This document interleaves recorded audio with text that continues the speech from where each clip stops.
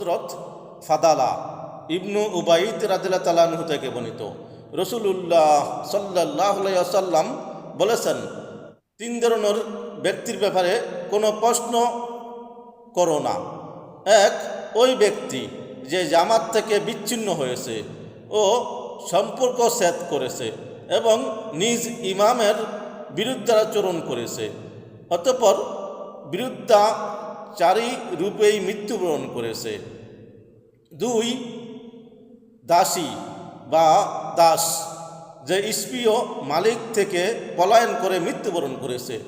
এবং 3, ওই নারী যার স্বামী তার থেকে অনুপস্থিত গায়েব রয়েছে এবং তাকে জীবনযাপনের পর্যাপ্ত রসদ ও সম্পদ দিয়ে গেছে, অতঃপর সে অন্য পুরুষের সামনে স্পীয় সৌন্দর্য প্রদর্শন প্রকাশ করেছে।